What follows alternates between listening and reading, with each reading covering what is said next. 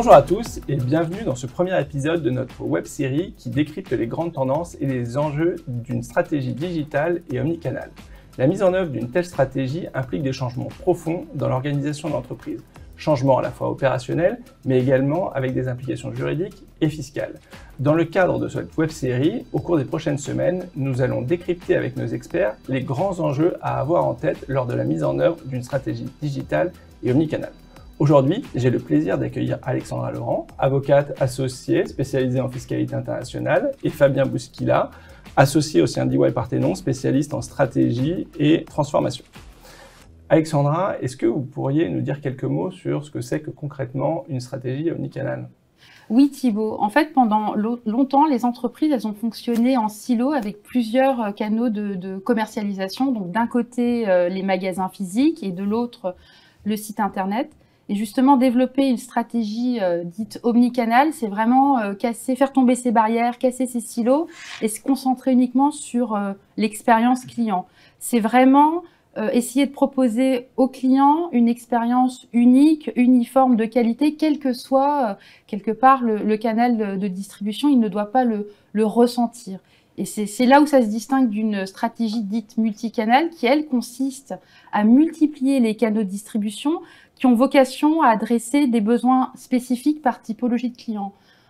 Donc c'est la raison pour laquelle, avec Fabien, on a décidé de se concentrer sur ce thème des grandes tendances et des enjeux opérationnels autour de la stratégie digitale et omnicanale, parce qu'au gré de nos dossiers, on a pu observer un changement de paradigme, ou en tout cas une accélération de tendance sur ce sujet suite à la pandémie.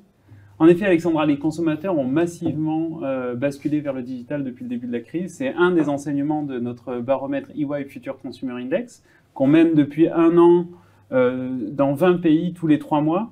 Alors, ce qu'on voit, c'est que, par exemple, 38% déclarent qu'ils vont désormais acheter en ligne des produits qu'ils achetaient précédemment en magasin.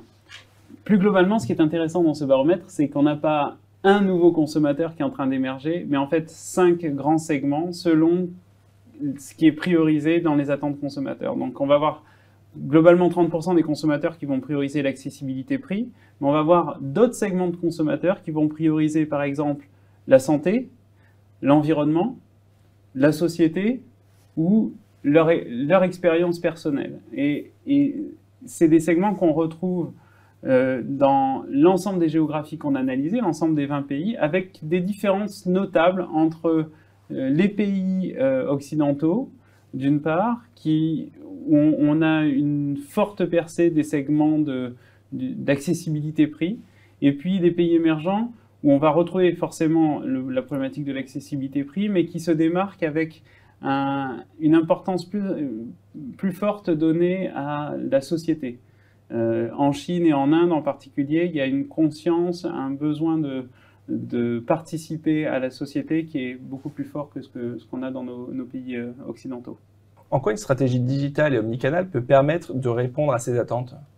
Alors, ce qui est intéressant, c'est que le digital peut permettre de répondre aux attentes des 5 segments de clients que je viens de nommer. On a bien entendu le digital, via l'automatisation d'un certain nombre de processus, permet de rendre plus accessibles les produits et les services, donc de répondre aux besoins du segment accessibilité prix. Mais le digital permet aussi d'innover, de proposer des nouvelles offres de services, de nouvelles offres de produits qui répondent aux besoins spécifiques des autres segments. Par exemple, des segments qui privilégient l'environnement et qui veulent avoir un achat responsable on va pouvoir mieux les servir via des services d'abonnement dans lesquels ils vont pouvoir recevoir directement chez eux les produits qu'ils souhaitent acheter et qu'ils ne trouvent pas en magasin. Donc le digital permet véritablement de répondre à l'ensemble de ces attentes clients qui sont en train d'émerger. Alors la difficulté, c'est que les entreprises font face à une prolifération d'opportunités digitales. En fait, ils ont des roadmaps projets qui sont pleines, avec des infrastructures souvent vieillissantes et des contraintes budgétaires qui sont fortes. Aujourd'hui, un distributeur, il va dépenser entre 1,5 et 2% de son chiffre d'affaires dans l'informatique.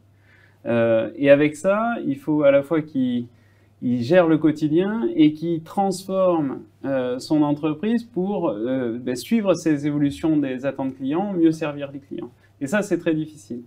Et donc, notre objectif, c'est d'accompagner ces clients dans la définition d'un nouveau modèle, dans la définition de nouvelles stratégies métiers qui permettent d'embarquer le digital et de prioriser, de donner la bonne priorité à l'ensemble de ces projets pour bâtir le modèle de demain qui répond le mieux aux différentes attentes clients.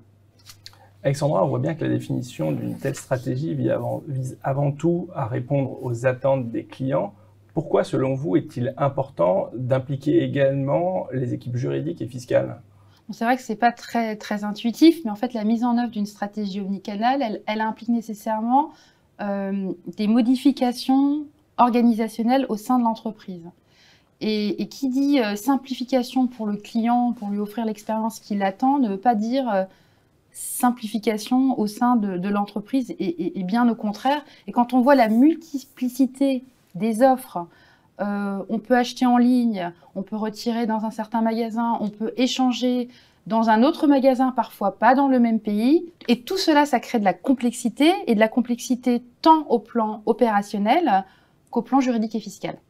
Oui, et d'un point de vue opérationnel, effectivement, nos clients font face à différents enjeux. Je vais prendre 3 exemples assez simples. Premièrement, ils doivent transformer leur modèle économique. Quand un distributeur décide de vendre en drive ou en livraison à domicile, en fait, le digital peut être utilisé pour réduire le coût de service du client grâce à l'automatisation d'un certain nombre de processus, mais la livraison introduit des coûts supplémentaires. Et donc, à la fin, on est face à des offres qui sont certes digitales, mais qui sont dilutives en termes de marge. Et donc, on doit faire un travail d'optimisation des processus, d'optimisation de la proposition de valeur pour rendre ces offres moins dilutives pour le client.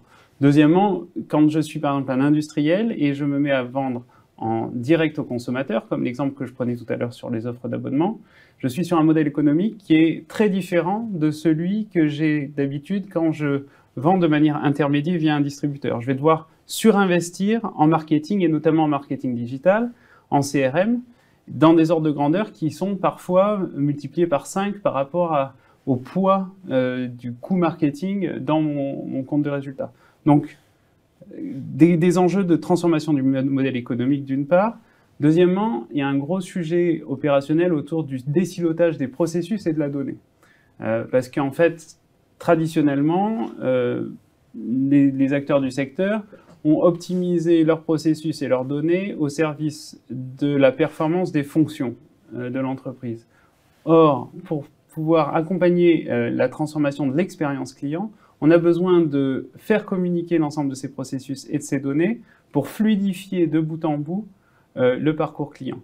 Troisième exemple, c'est les méthodes de travail qui sont en train de changer. On parle beaucoup d'agilité un peu partout. Maintenant, depuis 5 ans, on parle de méthode agile dans toutes les entreprises.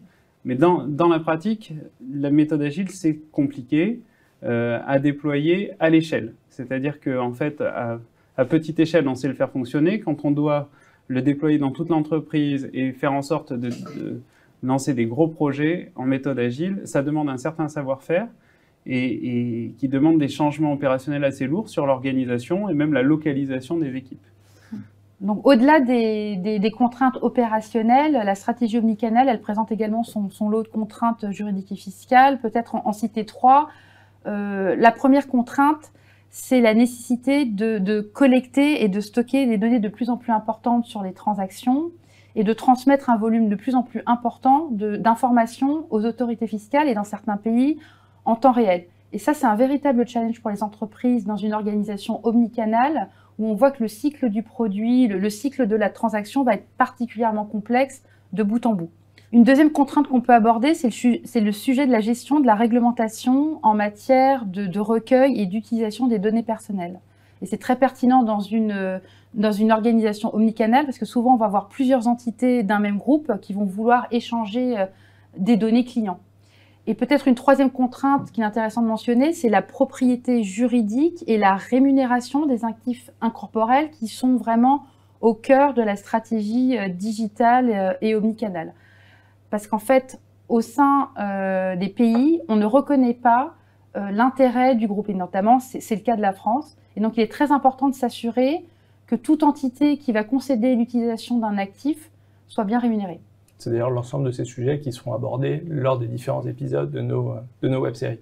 Et peut-être un autre point que je souhaitais faire, c'est qu'au-delà de la gestion de ces contraintes, notre rôle en tant que conseil, c'est d'accompagner les entreprises à structurer au plan juridique et fiscal la bonne organisation pour servir cette nouvelle stratégie omnicanale de manière efficace, mais aussi de manière pérenne.